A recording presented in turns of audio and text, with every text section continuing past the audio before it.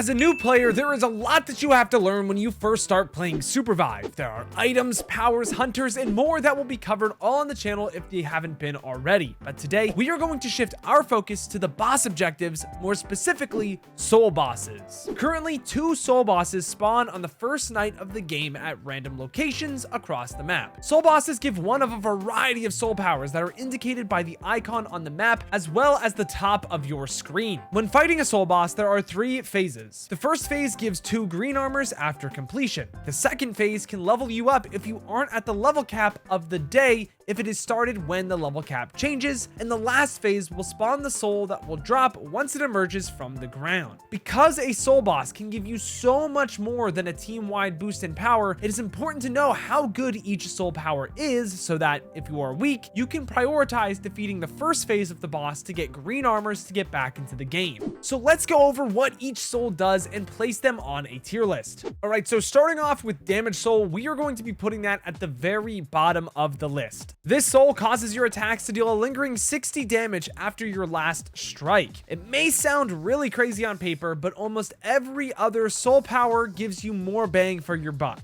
No soul is really bad, this is just not one of the best ones in the game, and people know that. Next to the Damage Soul, we have the XP Soul that raises your level cap to level 10, meaning that at the end of the game, you can level up 2 abilities to level 3 instead of just 1. This can be really nice, but the reality is that most games end before you can get to level 10, since you have to defeat enemy players to get there anyways. More often than not, a team that defeats you is going to take the XP Soul and actually get value with it over you, which is kind of comical. Rounding out the B tier, we have the Fortress Soul, otherwise known as the Fortnite Soul. This soul is really polarizing in the community, but I don't think it's that bad at all. It spawns in a spike wall into your inventory every 30 seconds with a max stack of 20. The problem is that in order to get the most use out of this soul, you really have to invest hard into it. This usually ends up in you just having to play the game weird and losing where it just doesn't become worth it. Shifting our focus onto the A tier, we have the Armor Soul, which regenerates your armor while outside of combat, meaning you don't have to put yourself in harm's way to travel to forges when your armor is low or waste as much money at a campfire. This soul got a lot stronger since the most recent update we had made it so that not having armor means you take a lot more damage. So this is definitely a pretty nice soul to grab. Closing the A tier, I know only 2 of them, we have the Nightstalker Soul that gives you invisibility while out of combat, which is super nice. This soul power pretty much guarantees the fact that you are going to get a preemptive strike on the enemy. It seems really strong, but when you do see the S tier souls, it's gonna make a lot more sense as to why I put this one A tier. So let's move into that next soul, being the Air Soul. This soul gives you unlimited glider fuel on top of providing you a shield when you fly over the abyss that can be broken, but if you die when this shield is active, it's kind of your fault, I'm not gonna lie.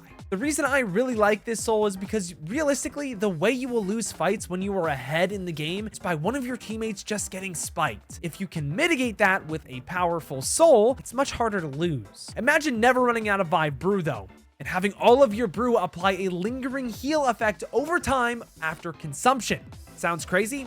Well, that's exactly what you get when you get the Vive Soul. Nothing else needs to be said. Vive Soul is in the S tier and is super handy to have in late game scenarios, allowing you to poke aggressively with no repercussions. The new soul added to the game takes the number 2 spot on this list, that being the Shrapnel Soul, which gives your whole team a 50% boost to your armor shredding capabilities. Yes, that is for every single character on your team. This is so good simply because armors are so crucial to your survival in the game right now. If you can deny the enemy team that resource in a late game fight, you can almost always play to an advantage, and that is the name of the game in SUPERVIVE. So while we might have a little bit of a scuffed PNG for it for the tier list, Shrapnel Soul is going to change up the game for sure. And last but not least, we have the TP Soul, which allows you to pretty much go anywhere on the map after a short charge up after you click on the map. This soul is only as good as those using it though, but it pretty much allows you to never die, never let enemy teams resurrect themselves, and fight for any objective you want. And on top of that, there's probably some more crazy stuff that I have no clue about. Teleport Soul truly pushes the boundaries for what a soul should be in this game and has earned its spot at the top of the list. So there you have it. That is every soul in SUPERVIVE rated on a list. If you have any questions or disagreements, flame me in the comments. But until next time, I've got to peace out